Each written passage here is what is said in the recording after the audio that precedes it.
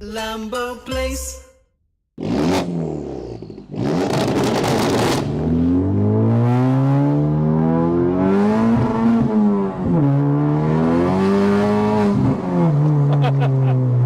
Dalam minit ni kita. Oh, sedap pergi dia.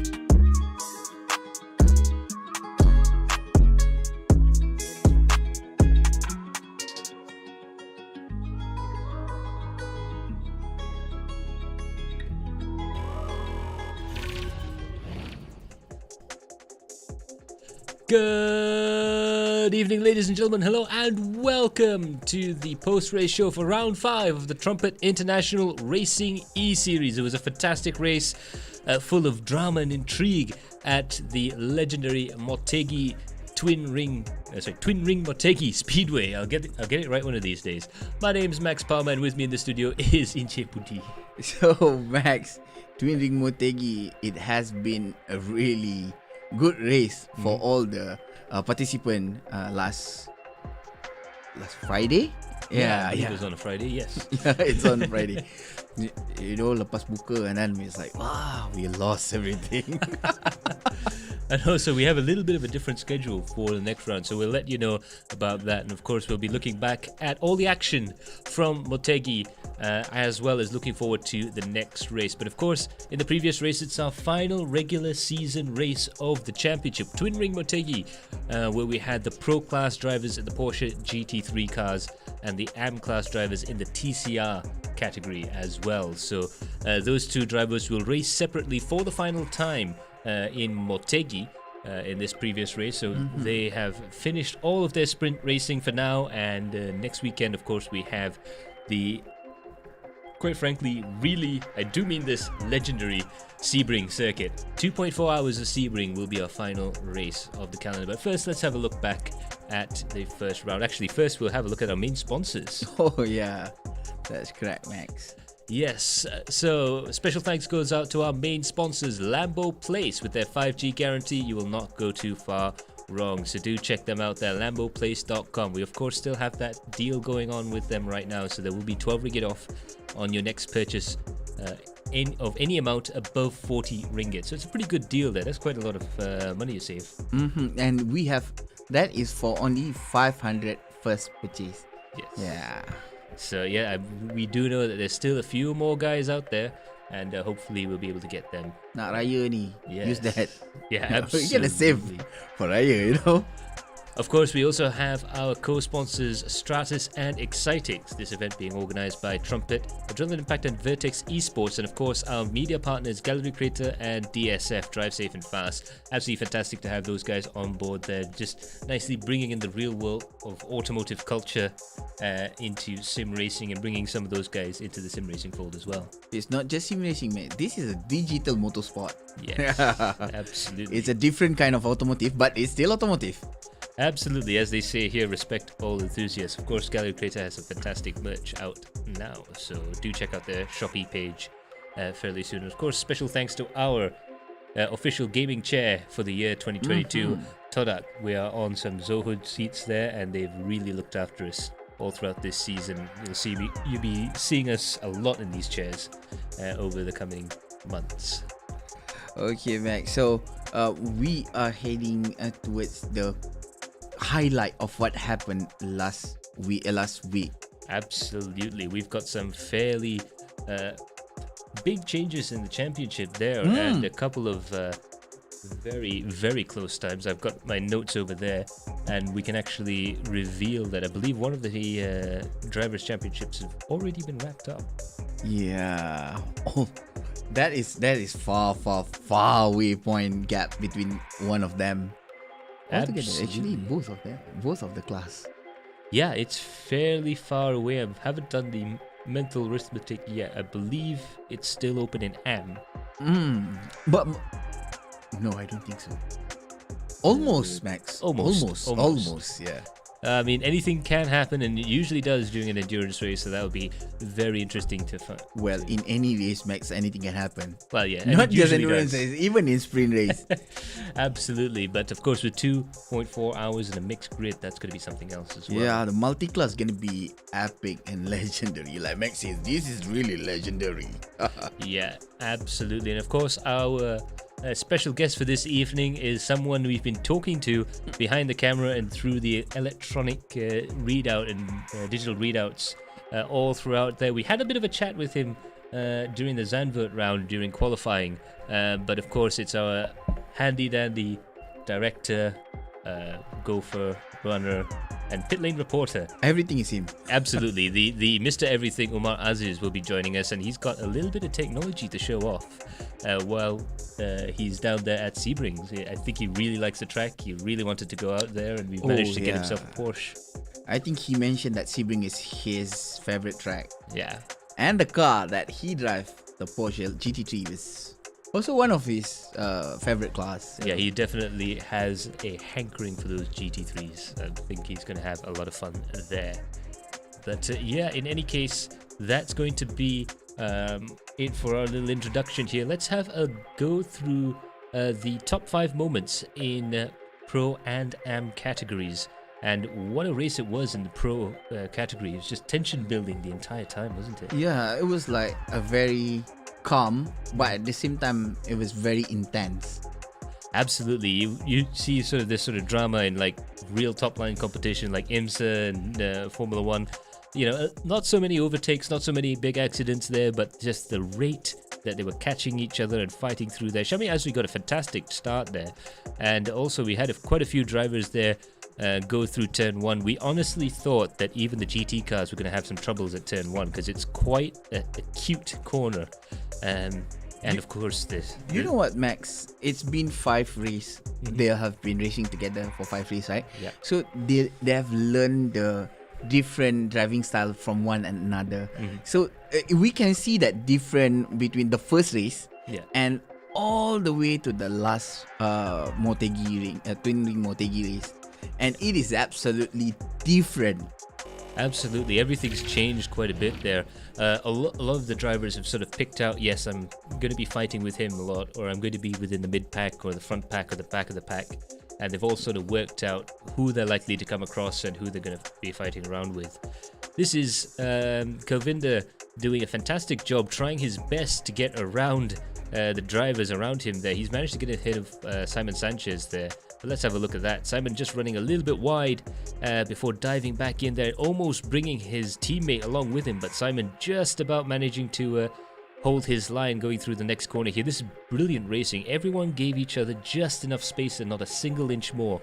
And it all worked out there. So that really shows some fantastic racecraft in the pro class. Yeah, it's not easy to have that kind of awareness, Max. Usually when you're racing in the official car race or in the real car race, you have that proximity effect. But in this race, no, there is no such thing as that. So this is further on down the race. Simon Sanchez is a little bit unlucky in this round, if you feel. But Iman Danish finally getting past him. Iman was the guy that was behind Kelvinder trying to get past in that double overtake attempt. But he had to wait just a few more laps before he fought through there. And of course, he looked spectacular, really fighting with that wheel there. Brilliant driver cam footage this season. We've actually seen the drivers, you know, the facial expressions, the way they've been fighting with the wheel. These cars are not easy to drive. They are perhaps the quickest rear engine Porsches out there. Yeah, there is no such thing as easy when it comes to GT3 and Porsche. There is no such thing as an easy get to go cars, you know. But I tell you one thing, someone that has made it look easy there is Mika Hakimi. That was an incredible, majestic overtaking maneuver around the outside of Shami Azri there. Well, it was a brilliant run all around there. You could tell that he just had to get the car ahead. That was the main mission for Mika Hakimi. And once he got out there, I think it was just flat out. Yeah, we have talked to him regarding that particular incidents in what happened between him and Iman Danish in the third race. So the same thing happened here in when Shami Azri is in front and he's at the back. So he just trying every way, every possibilities that he can have, just to break through that pack. That draft. Yeah. So when he got through that, and he was like, okay, this is my time to shine. Yeah, absolutely there. And that just goes to show how difficult it was to actually overtake her on this track. We were finding the Porsches were really struggling quite hard there. Zero Blinker there saying, hello Max Booty, hello Zero Blinker. But it was brilliant stuff indeed. We've got Melvin there. Melvin Digits has quite the race so far, and he was one of our guests actually in the previous post race. Last post race, okay. But anyways, there you go. There's Taki getting it a little bit wrong going through the pits there. The pit lane entry here just as difficult, I think, as Zandvoort. It really is quite tricky because you really have to toss that car in quite hard. Well, I don't. That pit entry doesn't really favor the speed. You know, when some driver they have, okay, we have that. This is the speed that we're gonna take when we are going to the pit before we reach that white line, the pit limit entry. So we have that speed to follow. But Taki was like, okay, this is the speed. But then the track was like, no, you don't use that speed. As the legendary rally driver Juha Kankinen once said, the speed was correct, but the corner was too tight. Okay, that makes sense. Yeah, the speed was correct, but the corner was too tight. It doesn't make sense. But yeah, just talking about Shami Azri has had a fantastic race there. He was our round one winner, and definitely he was in the hunt for the championship for quite some time throughout the course of the championship there, but unfortunately just couldn't quite catch Mika, and Ayman also just couldn't quite catch Kilvinder right the way throughout to the end of the race. Yeah. Oh, we see that Ayman trying to break through and trying to force his way through Kilvinder, but there's a few attempts before the race end. I mean, like maybe 3 to 4 laps earlier, he has been trying, but it doesn't work. It's really hard to find a way to pass someone in this track. Yeah, absolutely. So that's going to be the main thing as well. So before we head on further, just a reminder, you can get 12 ringgit off with a minimum purchase of 40 ringgit by clicking on the link to shop at and using the code LBPER12. That's LBPER12 in the link in the pinned comment down below there. It's limited to 500 people, so really get cracking there. There's a few spots left for that. Wonderful discount code there from our friends at LamboPlace. So thank you so much to LamboPlace for sponsoring this championship. So we are going to the highlight for AM race. This is different. Yeah. The AM race was different. This is a TCR car, and Motegi is a very good place for TCR. They have a lot of margin and error. Absolutely, and there's quite a little bit of, let's just say, friendly taps and perhaps even more than that. Love tap. Yeah, just a little bit. But here's another start, and you can look at immediately. You can tell how aggressive these guys. They're diving in there, 2 wide, 3 wide. It's almost like watching a 125 two-stroke bike race. It was so hectic at the start there, but amazingly, everyone actually got through quite, I wouldn't say comfortably, but they got through quite nicely into the front of the field there. But one of those drivers, again, in the second race in the row, did a fantastic start, and that was Muhaimin. Yeah, we have seen what happened to Muhaimin start last round, and this one he has done the same thing. I think he gained 4 to 5 place. Yeah, at the first of the race. Pretty impressive stuff indeed. Hanan managed to actually get the jump on James Russell there to get himself up ahead, with Shami Aizam and Zainul Hazim in 4th position. So that really set the scene for what is quite a tense battle throughout the 45 minutes there. Meanwhile, further back, we can see there Sharon Norufuddin getting the car sideways on the grass, but managing to hold it. I think the drivers are getting better and better at keeping the car under control, even when it's off the racetrack. Yeah, well, in this racetrack, we see a lot of incident that is out of the track, but they still manage to catch. Like I talked about it earlier. That is unquotable drift. Yeah, we all remember that moment there. But here's Muhaimin again. Fantastic stuff there. Just carving his way through the field at the start of the race and just putting a lot of pressure on Alif Shauki up ahead. Brilliant fight all throughout there. You can see Leong Mun Fai and Fred Ting as well getting sideways over the curbs and really pushing as hard as they can to get in there, and they were looking for a way past every which way. But even with the TCR cars, it's not an easy thing to overtake here. You've got to be perfect on the brakes in order to overtake. Yeah. We know that TCR car doesn't have that much power. Unlike the GT3 car, they have a very good exit speed. But for TCR car, you have to really take a long kind of stretch just to make sure that you are at your peak of your power. Yeah, absolutely. And you've got to get the braking done right coming into the corner as well, because you've got to upset that rear end just a little bit in order to get the car turned in. Otherwise, it's just going to start plow understeering if you're not careful. So it's really critical for these guys to get the cars sorted out. But there you go. Fred Ting and Alif Shauki still fighting away with this three-way battle with Leong Mun Fai further up ahead. I think this was the battle of the race. Round 5 here at Motegi, I think throughout the whole race day, I think this was the battle that everyone was sort of watching the whole way through. we was go back and forth between these pack and the middle pack. So back and forth between these two packs. Yeah. And it is really different when you see that they have this space, even though they are at the back pack, like the rear pack, but they are still fast. Actually, it's not slow. They are actually still fast.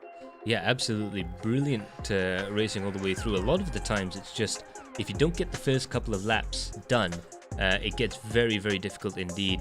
Meanwhile, this is the battle between Han An and James Russell's fierce championship rivals at this point. Coming down to the braking zone there, James just sneaking the car on the inside there.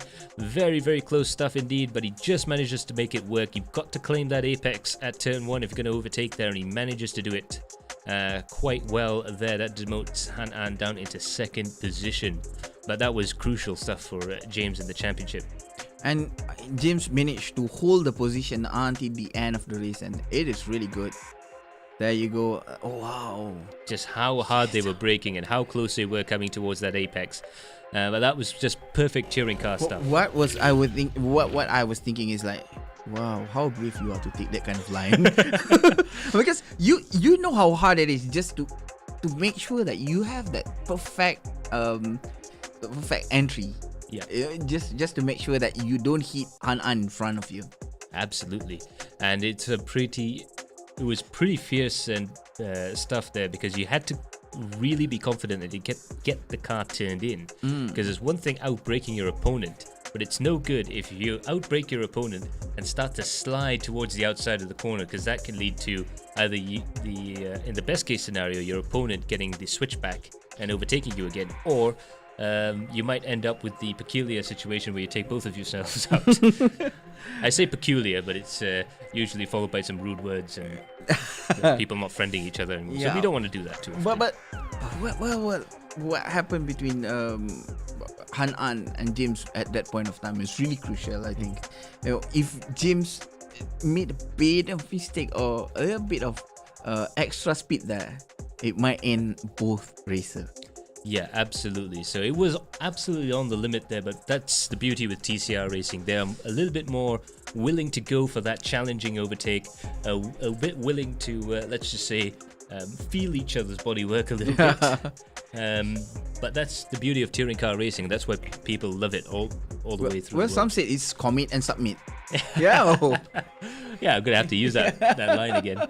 But yeah, that is pretty accurate. You've got to commit to the move, and sometimes you've just got to put up with the knocks and carry on. Well, that happened in a lot of TCR race. Yeah, to be fair, I think that's another thing that we're going to cover just before we head on and have a quick chat with our pit lane correspondent who's getting ready, suited up. We've managed to warm up his Porsche for him, and yeah, it's going to be quite interesting stuff there. But it was the racecraft that really took us by surprise there. Yeah, well, I've said in this before. From the first round until now, this is the 5th round. We have seen a lot of improvement. I would say a big improvement between the AM driver or the pro driver. You have seen there is a lot of changes on how they drive. Yeah, you know, absolutely. But that's the beauty of running a championship like this. You can actually see the development go through. And as I've always been told, and it's what I always say, again, you never stop learning when you go racing. Correct, the day you stop learning is the day you should retire. Oh, wow. Yeah, that was what was told to me. That's great. It was a saying that's not mine, not my own, but I like to repeat that. But yeah, absolutely brilliant stuff. So now we are going to have a look at the podiums from this last race, the last sprint race of the championship. And I believe it is, yes, James Russell takes home P1. He comes home in first place with Han An in second position and Shame Aizan in third place. Brilliant drives from all three of those drivers. Yo, all the drivers have done a great job, but these three drivers, they never stop trying, Max. There has no things like a give up or something. You know, they have keep on pushing and pushing and pushing. Yeah, so there we go. We'll try and see if we can get Shame Aizan on the line there. I believe no. We do have Han An. Oh yeah, we do have Han in An the studio. So Han, can you hear us?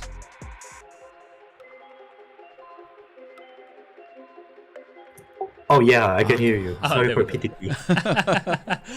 No worries there. But Hannah, it was a fairly decent race for you there. But of course, you came home in second place, and I think the championship's gotten a little bit difficult for you there. How was your feeling going through that race? Yeah, I absolutely have a great time, and yeah, James Russell was chasing me so hard, so my heart was beating so bad.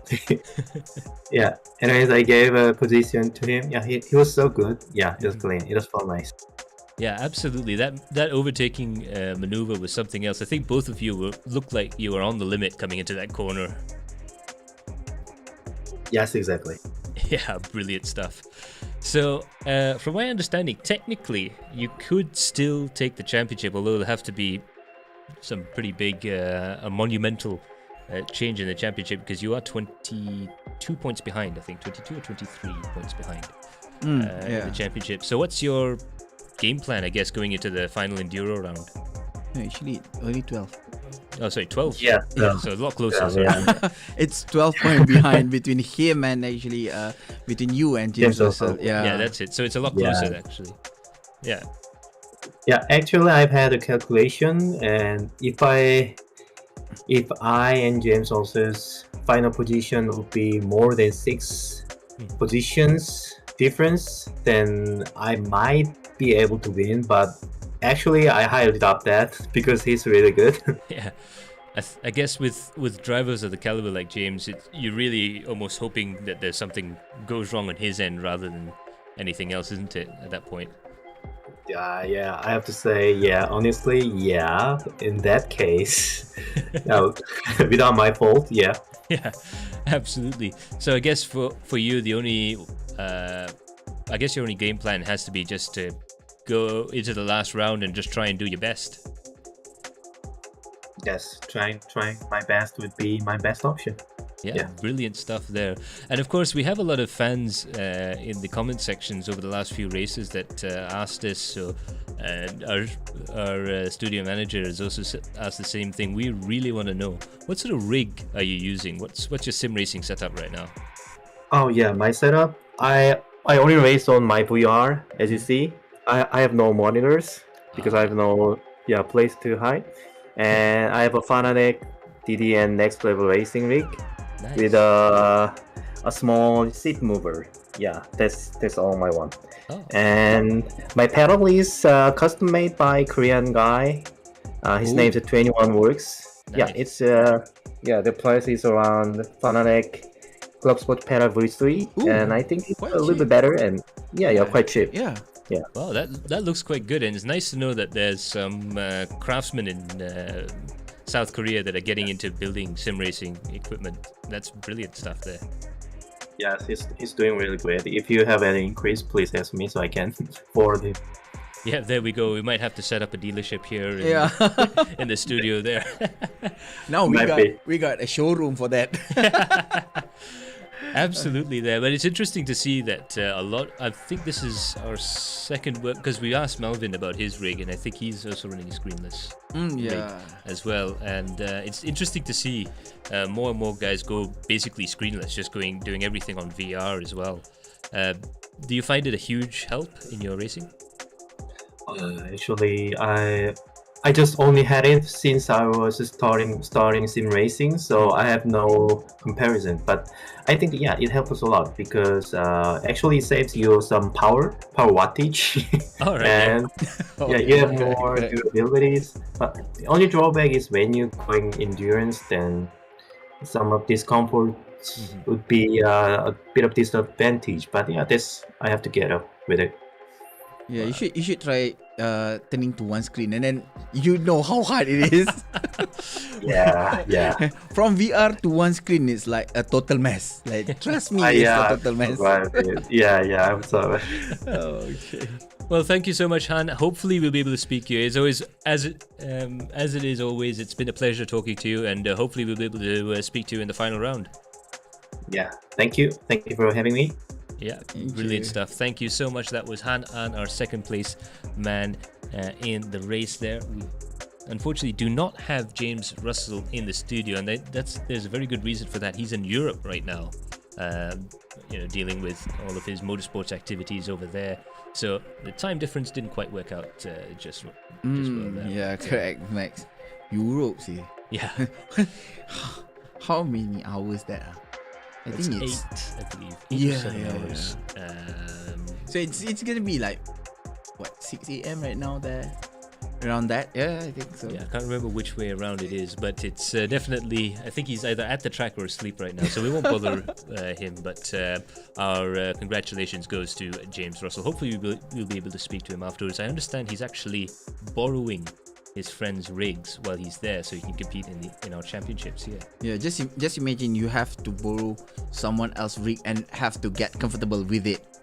Yep, and it's all luck of the draw whether you get, like if you're a VR guy and suddenly the guy's only got a single screen and G29 clamped on the You table. need to bring your VR then. Well, I'm sure he's made arrangements for all of that sort of stuff. But that's your AM class results from round 5 at Twin Ring Motegi there. James Russell in first place, followed by Hanan in second, and Shame Aizan in third position. So congratulations to all of them and to all the AM class drivers there. I think it was a brilliant, entertaining race indeed. But now we'll have a look at the pro class podium there, and in first place, of course, we have Mika Hakimi, followed by Shami Azri and Iman Danish in P2 and P3 there. But Mika Hakimi, what can we say? Well, he's fast. Yep. He's fast, and he determined that, okay, I gotta win this. I gotta win this. I have a piece of paper ahead of me, and that is a 30-point gap. Yeah, correct, Max. That is a 30-point gap. So, And there is 25 points for a race win. So I do believe that he is our champion-elect for the season. He cannot be caught by anyone else in the championship there. So brilliant stuff there from Mika Hakimi. We're going to have a quick look at who's in the studio right now. We do have Shami Azri in P2 there. So let's see if we can get Shami on the line. Shami, can you hear us? Yeah. All right, Shami. So brilliant stuff to get yourself into P2 there. How was your race? I was nursing the car home and I got no pace. Yeah, that's it. So it was a more of a recovery drive, but I tell you what, P2 for a recovery drive, that's quite good. that is good. That is great. Yeah. For a recovery drive, that is great. But I've seen that you have like some kind of a inconsistent pace from one to another time, you know. So what happened between that actually?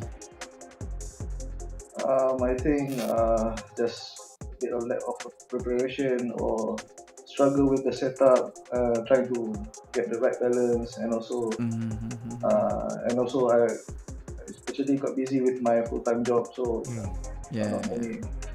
Yeah. And I do hear that Motegi is particularly difficult to actually set these Porsches up. We can see Iman Danish actually. I would have loved to talk to him, but you can see in the video of Iman Danish the amount of steering wheel corrections he's had to make. So I think it must have been a really difficult track to try and get right. I think Shami, are you there still? Yeah. Sorry. Okay. So what is your current setup? Your current rig setup actually? What I have is currently a G29, and the rig is FGT Lite, the one that you can fold. Nice. And I also have VR because I have almost the same as my setup. Yeah. Small single monitor. That's why I have VR. All right. Yeah. So you're not quite monitorless, but you do use the VR for racing then. Yeah, that's right. Just VR for racing only. All right, so that's cool. It's nice to know that there's still some quick guys on the G29. We're both G29 fanboys here. Yeah, and you know how hard it is when you are using DD and driving Motegi with this car. I bet you're gonna regret buying DD then. The G29 doesn't seem so bad after. Yeah, exactly. So in any case, we wish you a big congratulations there for your P2. I think that was the best you could do there. We could see that you definitely made Mika's life a little bit hard to overtake, but in any case, congratulations on your P2, Shami, and hopefully we'll be able to speak to you in the next race. Yeah, thank you to you as well, and also congratulations to Mika Ikimi that he won the championship. So absolutely brilliant stuff there. Shami Azri P2 in the race and P2 in the championship as well. Not a bad result, all things considered. Itu bagus. That was great. You know, they are okay. If you guys doesn't know, they are actually fighting for a cash prize. This is not. I'm not saying like 500 cash prize. No, this is thousands of cash prize. So P2 is great. It's great. Brilliant stuff. Congratulations to him on that. I believe he also. He's quite far ahead of third place man Kilvinder Singh in the championship right now. But the person who's in the lead won round 5 at Twin Ring Motegi in the pro class. Fastest man in Motegi, Mika Hakimi, is our new champion elect. So let's see if we can get Mika on the line there. I bet Mika gonna smile years to years. In Sebring, it's like we can see that already. So by our calculations, and we're famously bad at calculations, but I think it's a 30-point gap in any case between yourself and Shami Azri, which makes you provisionally champion of the series. So how does that make you feel? Oh, I feel great. Going into the fifth round, I was already thinking, okay, I think it was a 22 point lead in the championship, and I thought, okay, all I have to do is just finish in front of both Iman Danish and Shami Azri by at least 2 points. Then I'll be good, I'll be set, and I'll win the title with 1 round to go. But I stuffed up pole, so yeah, it didn't seem like it was gonna be quite easy. And as the race went on, it did look like I had to fight for that win quite hard. Yeah, it was brilliant stuff though. I think he really pushed. Shami Azri definitely tried to push the pace along as far as he could, but we could see all of the driver cams. A lot of the drivers were actually really struggling with Motegi in these Porsches. Yeah, I mean, I started, because I wasn't, it wasn't the easiest of times for me either. I was struggling with the balance quite badly. These Porsches, the rear of the car does not want to be friends with you at all.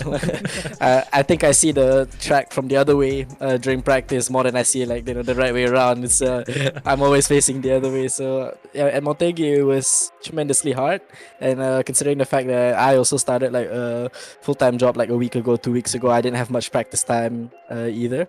So it's very tough to when you have such little time to work with the setup. It makes the whole race a lot more challenging and a lot more difficult, but it makes the win sweeter. Yeah, absolutely brilliant stuff. And I think Blue Steel Racing, throughout the course of this championship, have done quite well for themselves. Of course, you claimed top prize in the pro class, and Han is, I believe, as he said, 12 points behind James Russell. He's still second in the championship, and he looks quite comfortable in that position. But I mean, I don't know. Are you hoping beyond hope that he might be able to get it for the final round? I mean, we're always working together, and we're always trying to push him to be better. And if he can get the championship, then that would be great. But I mean, if it's not P2, P3 is still a very strong position in championship. We're teaching him, stuff with Motec.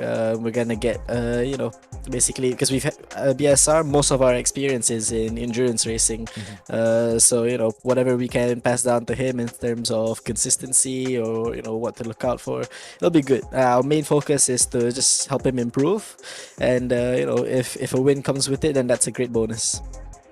Yeah, and of course we have to ask the question. I mean, Woody, you can take the honors here. Oh, okay. So, as Max asked earlier, those drivers yang kita dah interview before, when we asked the same question. So, what is actually your rig right now? I'll start off with something simple. My pedals. I don't think I can show much from here. Let me try. I've got normal pedals. See, I'm casually relaxing there. Yeah. My pedals are the Thrustmaster TLCM, the load cell, entry-level load cell. Basically, I got it about 2 years ago. It served me quite good. It's the bare minimum that I need. Really, I just need pedals and I can drive. I don't really mind, so that's why I'm not into the using Velds or the Fanatec's yet. To me, if I can drive well with it, I can drive well, I guess. I got the TSXW Thrustmaster base, and my I would say my prized possession is this. My Thrustmaster SF1000. That was the latest one. Yeah. It is. That was the latest one. Because I've actually got SimHub to work quite well with it. Obviously, the display only works on iRacing, but I've got a lot of key functions that I've put in here. So on R Factor 2, this neutral button here, it's quite straightforward. It's a neutral button. You press it, it goes straight to neutral. But on iRacing, I've actually managed to get it to work with SimHub. This becomes a marker. So when I'm driving or when I'm practicing, especially, and there's something not right with the setup in a specific corner, or if in the race the balance shifts, quite weirdly, something I don't expect, I press the marker, and then in Motec it will actually show up. There's gonna be like a line that shows that I used the marker, and when I'm discussing with my team or when I open back the telemetry, that marker right there is will be something I can talk about, really, just to improve the balance or whatever. And of course the two this is normally used for clutch, and here we have rolling start, so it's not really needed, but for a series with standing starts, I use this quite often. But that's only when it's in mode 3. When it's in mode 1, what I actually do is, so basically if it's in mode 3, it works as clutches like a normal race car, but when I put it in mode 1 using this rotary switch here, it actually changes this to brake bias up and brake bias down. So I don't know if it was visible in the live stream, but at Motegi, some corners, while I was going through it and I was trail braking in, I was actually reducing the brake bias mid corner to give a bit more turn in. And then sometimes when I'm under braking, just as I press the brake, I put the brake bias forwards to get a bit better braking, and then while I'm trailing and turning in, I press it a few times. So like normally it's about 2 clicks, 3 clicks down to get a bit better turn in. So normally I do that when the front tires are starting to wear out, and then you're getting a bit of understeer, or sometimes it's the opposite. Sometimes you get oversteer and you want to move the brake bias a bit more forwards in some corners. So it's a really it's a really good tool. I feel like this wheel, it's been like a really good investment, because there's just so many buttons, and even with this clutches at the back with the switches, there's so many things you can do. That is the thing.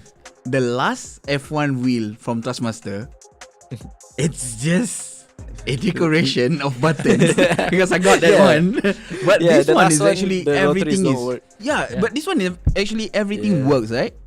Yeah, everything works. Even not only can you turn these, you can also press them. So essentially you can go left and right, and then it's a button as well. I think in total there's about 20 buttons, and then you've got like 1, 2, 3, 4 rotaries here. Wait, this And one is then- bang for buck. Yeah. Huh? Yeah, This it one is. is total It bang for really is. buck. It's cost less than 1,500. It's really good. Of course, my team sponsors Hydrotech gave me such a good price on it, and yeah, it's such a useful tool to me. It's like I can work with, I've used 2 different bases now with the steering wheel, and it's just because of this steering wheel alone, I've been able to maximize quite a lot of performance. Really, it is awesome. I get why F1 teams go for this kind of like purely functional layout and everything. It's just awesome. Mika, I got one last question for you. Yes. Are you racing or are you playing chess right now? Well, they say racing is just 200, 300 kilometers an hour chess. Yeah, that's why. You are actually playing chess. You're not racing. Bro, you are changing your setup in whenever Mid-corner. you think you need to change. Mid-corner as yeah, well. yeah. That's some Formula One level stuff. Exactly. There. It's like what Raikkonen used to do with the little rollers that they got on his we don't do wheels. that. We don't do that in most of the time when we are racing in sim racing. Usually I adjust myself off the road with the brake bias. But the other thing that's interesting as well is that you've won the championship, but you're not on super high-end equipment. I mean, the wheel is awesome, and the wheel rim is awesome, but the wheel base and the pedals—they're all sort of fairly Okay, decent, but that was a mid-range we're not range. talking Yeah, Rosenvelk, we're not talking direct drive or anything like that. I guess from your point of view, it doesn't really matter as long as the equipment works for you, isn't it? Yeah, I think the best thing about the equipment that I've got, I always tell it to people that are starting out and stuff, because I started out, the only wheel base that I've bought until now is the DFGT and the G29. Since then, everything I've gotten after that is either I've won through competitions, or I get from teams that if I represent this team, they give me a base, stuff like that. And my whole rig, I counted and everything, the total cost is about 16,000 ringgit, but I've only spent 4,000. And then like half of that, or 3/4 of that is like the graphics card. So everything else, the processor, the PC case, even the monitor and my base and my whole simulator frame, all of them it's just either through sponsorship deals or winning competitions, and I think that's great. I think it's great for people that are especially starting out in sim racing. They're always like, oof, I don't have 10k to spend on a full setup. Until now, the level that I'm at, I've not spent over 5k. I've only spent 4k. You can start off with a very small budget and just join competitions, and then you can get a lot in return. It's a good investment. Yeah, you use this is the best part. He start using the FGT, and you know that most of the people, when they want to start sim racing, they want everything to be top notch. Yeah. Like okay, if I can buy SimCube right now, even though I never tried any wheelbase before, I want to buy SimCube. Because why? Because everybody said that was the top of the line. Yeah. That is the problem. We need to start somewhere, and it doesn't. Exactly. It doesn't have. You doesn't have to spend like 20,000, 30,000 just to start. Yeah, absolutely. I mean, I think with the both of us on our G29s, we're not getting rid of that anytime soon, unless Hydrotech or anyone else would like to sponsor. Oh, but I'm trying to get that F1 wheel. Oh yeah. Oh, that was really good. That looks like a seriously good. Yeah. Yeah, I think it's I mean, of course everybody has their own niches, but for me to have so much at your disposal, like I said, even I could change like my brake bias mid corner. Actually, Motegi, in the mid section there's that left and right section. Yeah, I think my brake bias varied between like 1 or 2% between the left and the right, because I was just switching them. Once I was taking it left, I would move it forward, and the other right I would push it back. It's just very useful. Yeah, that's just a staggering amount of control you've got over the car there. And again, no point in getting any rig envy, guys. Our champion is not exactly running a full-on You're not running the sim shop. Yeah, exactly. Everything's quite. Even my monitor is only a 27-inch monitor. Some people they told me, oh, I can't race without a 32 or without a 48 widescreen because I can't see the corners. I'm racing on like 27-inch. It's just very close to me. If you need 48, you might just as well get VR. Yeah, exactly. It's too expensive to get a 48 widescreen. I think I'd still be using like a 24-inch if I didn't get this monitor for free. Yeah. Okay. So that's brilliant stuff there. Nice chat as usual, Mika. Thank you so much for joining us in the studio, and congratulations on being the provisional champion. We'll confirm that obviously as we finish the season, but congratulations to you and to Blue Steel Racing. And yeah, thanks for joining us. Thank you for having me, and of course keep up the good work with live stream, and of course the whole championship. In terms of organization's been so great so far, and I've loved taking part. And keep up the good work. Can't wait for the next season. Absolutely, we can't wait to have you back. Thank you. So there we go. Of course, now we are done with all of the formalities at the moment. For this last sprint race championship. So now let's move forward to this wonderful track here, Sebring, with our pit lane reporter and certified hoodie wearing man Omar Aziz is on track right now. He's off the track right now, but he's not on the track. He's off the track. He'll be back on the track fairly shortly there. And of course, he is on VR right now. So Omar, how's the view? Hey, mic check, radio check. Yep, Can you guys hear you? We hear you just fine. Cool. Yep. We usually stay on the sidelines, but today we got special permission to join in this track day. I must say, Sebring is one hell of a track for endurance racing for these guys. Absolutely, that's what it's famous for, isn't it? Sebring is so incredible. It's been steeped in lore. It's been people are racing there since the 50s. It was an active airport right up until the 90s. So there were cases where there was a couple of cases where there were people having to come in for emergency landings, so they red flagged the race so the guys could actually land. Oh, really? It has happened before at Sebring there, but it's a unique place. One of the things that I've noticed obviously immediately is, first of all, you have fantastic vision of all the corners, and also you can read the road quite well, I think, on VR, and that's important here, isn't it? Yep. So thanks to Encik Budi for bringing over his setup here. I heard I was listening to you guys in my ear, and I heard a lot of these guys are using VR as well. Yeah. Well, yeah. VR is the way to go, bro. I'm so sorry about that, but that it is. Hey, Omar, can you adjust your OBS right now? Because your game feed is actually not showing the whole screen. Yeah. Try to adjust that. Because we want to see the whole car actually. Whole car. Yeah. Now it's only showing your wheels only. Okay, let's see if we can get Alright. everything. Yeah. The hardest part, I think, is setting up the VR. Yeah, I do agree with that. I was sitting there for like 30 minutes. That's why I told Max, you know why I don't race anymore? Because the only problem is so much of a faff to put the VR on. I need to set the VR and so everything for 30 minutes. Then I race for 1 hour. I waste 30 minutes just to set this thing up. Man, I know, I don't want. Oh yeah. Alright, let's see. I cannot see what you guys can see. Is this better or worse? Yeah. I think this is should better. be better. Yeah, this should be better. Oh, wait. Oh wait. What? Oh. I think it's zoomed in too far. It zoomed in too far. Yeah. Yeah. I think it's an OBS issue. But in any case, though, we did actually manage to catch a little bit of the action there, and I could see that around here it's super. Okay, good. This is it. Like this? Yeah. Oh. Got my head like this. Yeah, it should be all right. Yeah, it should be all right there. But in any case, we'll have a little bit more of a chat on the track. As usual, you always fly down first to scope the track out and all the rest of it. The other interesting thing we noticed going around here is that there's actually 2 completely different surfaces at Sebring, isn't there? Yeah, you really feel the bumps when you go over the different type of what is it? I think the tarmac asphalt.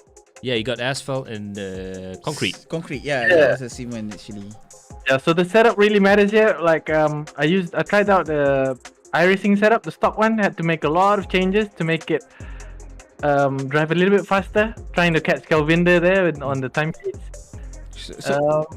So what do you think the multi-class will gonna take effect here? I mean, like the track layout isn't my favorite. The track width isn't my favorite. And racing between two cars and two different power ratios is also not my favorite. It shouldn't be a big problem for these guys if they give each other enough space. I think the GT3s are faster out of the corners, mid corners.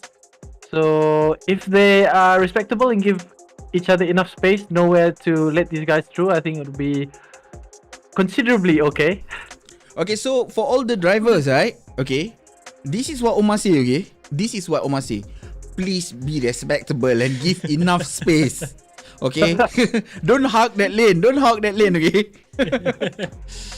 Try to keep away from the TCLs. They're trying very, very hard.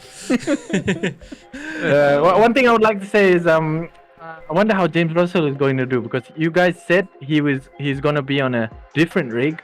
Yeah. Yes. Yeah. So even hopping onto this one, trying to get yourself comfortable, it takes quite a long time. And then once you get into race mode, yeah, a lot of things could go wrong. I do agree with that. It's really hard to get comfortable with other people's rig, right? It's not that easy. Even for me, it's not that easy. Yeah. I have a different wheels set up, different wheelbase, different kind of settings in terms of graphic. Yeah, it's really hard. But well, he managed to overcome that uncomfortable things.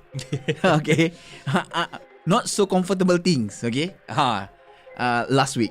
So I think next week is I bet he's gonna be okay. Yeah, I mean, he has been shown to be quite adaptable.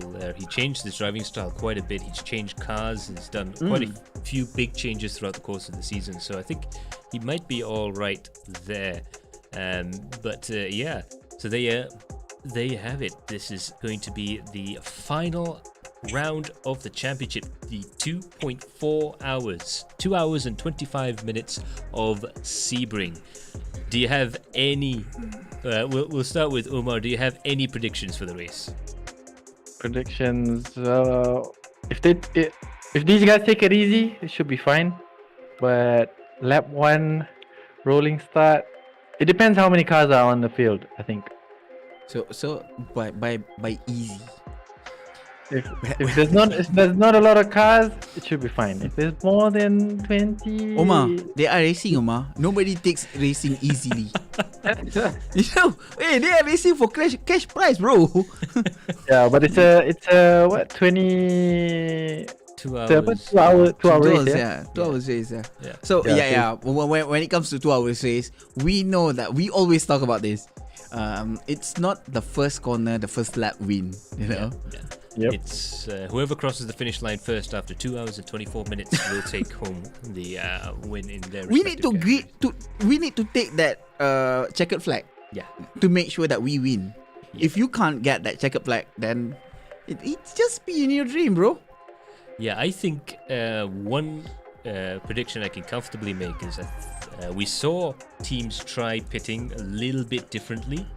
I think this time around, the teams and drivers might be thinking of some really radical strategies because, Switcheroo. yeah, massive undercuts, big overcuts, trying to do the entire thing in as few pit stops as possible. Some drivers might even go, okay, I'm going to do 3 or 4 stops and just really drive the car flat out between the stops. So I think we're going to see a little bit more of that strategic game being played throughout the course of the race. Of course, they are unlimited fuel. So these cars, the Porsches, have been running 55% fuel capacity. So the sprint regulations, basically. So these cars, GT3 cars in iRacing, they run on sprint and endurance regulations. We've been running on sprint regulations, but we've given them their endurance kit back in order to go endurance racing. So it's going to be interesting to see how the pit stop strategies go. Yeah, Max. This is the other fun fact that we know. A lot of these racer is actually quite experienced in endurance race. Yes. Those from BSR, those from Hyperboost, they, even though those from what's the Brunei team? Mean Machine. Mean Machine, yeah. Those from Mean Machine, they were quite experienced in this endurance kind of things. They have been 12 hours, 24 hours, 8 hours, 4 hours, every single endurance. Name every single game that you play. Yep. Every single endurance that they have. Yep. They will go for it. Absolutely. Like even Mika himself just doing the Le Mans race 24 hours on R Factor 2. So again, switching platforms. He's switched from AC to iRacing with our championships, and he's also gone off and done some stuff in RF2, and I'm sure he's done a couple of other sims as well. So these guys are really versatile, really adaptable, and I think quite used to endurance racing. Well, when you are used to endurance race, you have a very big mental strength. I would say a very big mental strength, because endurance race is not about who finished first. It's about who can survive. Yeah, absolutely. So now we've got the man himself finally getting free of the VR eventually. It's like, oi, berpeluh babe dalam VR babe. Pakai sweater pun panas lagi. He is sweating with his sweater there. But there you go. Now we can finally see Umar Aziz in person, live. Ini Umar Aziz ke ni Uncle apa? Uncle Roger. Uncle Roger ni. Uncle Roger, Muka macam Uncle Roger sih. Ya ke? Auntie Helen is there or not? Yeah, but all in all, we usually have fun, right, on these endurance races. So hope these guys can give a good show. Yeah, and hopefully we'll be able to bring you on board online and show all of the good people at home our wonderful pit lane reporter Umar Aziz, who's helped us stay sane for starters in keeping track of all the stats and all of the race replays and things like that, and also bringing us all of the latest gossip from the pit lane Discord. Yeah, Hopefully in the upcoming seasons we might add a little feature. Maybe we could get me a mic for the races to give you guys live updates. Yeah, that could be an interesting one as well. So there you have it. That's I think a good idea. That might work. Yeah. We might have our very own Ted Kravitz down there. Nanti you guys show how you're racing right now. You know? We're amazed that we still recognize his voice after all these years as well. So there you have it. That's our pit lane reporter Umar Aziz giving us a brief demonstration of VR. So thanks so much, Umar, and hopefully we'll see you down there in the Sunshine State for our final race of the season at Sebring. Yep, see you all in the next race at Sebring. So far, there's a lot of guys in practice, so it should be a fun race this Friday. Absolutely, and I think everyone's it's gonna be good. Yeah, everyone's chomping at the bit to go. So that's going to be it for us here in the studio. It's been a great season there. Congratulations to once again to Mika Hakimi for taking that unassailable lead in the championship, and yeah, who knows, he might still be pushing hard in the final round of the season. He might still want to just take that top spot. It was my 2 years to drive, like yeah, perhaps he won't be looking so stern. Yeah. But you know that that is his race face. Yeah, it's like a poker face, but you're driving a car. Yeah. So they are not playing poker. They are playing chess at 30 miles per hour. Well, 200,000. Yeah. 200 miles per hour. Sorry, not 30. 200. Just a little bit faster than that. But that's going to be it for us here in the studio. We've had a great blast having a look at all of these sprint races there, and I think everyone else has had some fun there as well. So that's going to be it for us here in the studio. But do remember, the 2.4 hours of Sebring, our season finale, is coming up this coming Friday, and our post-race show will be the day after on Saturday. It's going to be fantastic stuff there. We'll probably have a few behind-the-scenes clips and a little bit more insight into the race there. So watch out for the coverage on Facebook, and on YouTube as well. Yes, correct, Max. So we're gonna see you guys again on this Friday, and that is gonna be our finale of this season. Yeah. And on the Saturday, it's gonna be the final post show for us. Yeah, so I'm almost sad to see it go, but we know we have bigger, brighter, and better seasons coming up. Yeah. So we're really looking forward to that right now. But before we go, of course, before we close off the stream, a special thanks to all of our drivers. Congratulations to Mika Hakimi and to James Russell and Han An. I'm sure it's going to be a very exciting finale for their championships as well. But to all the drivers, a special thank you for putting on a great show throughout the course of the championship there. And of course, a special thanks to all of you guys at home, without whom we would not be able to make this racing possible. Of course, a special thanks goes out to our sponsors, LamboPlace, with their 5G guarantee. You won't go wrong. Remember that code is still down there in the comment section pinned on Facebook there. So 12 ringgit off with a minimum purchase of $40 by clicking on the link to shop and using the code LBPER12. That's LBPER12 from the 25th of March to the 29th of April 2022. So it'll end during the final race. So do watch out for that. It's going to be absolutely fantastic stuff there. Go to adrenalineImpact.com/LamboPlace for more info on that promotion.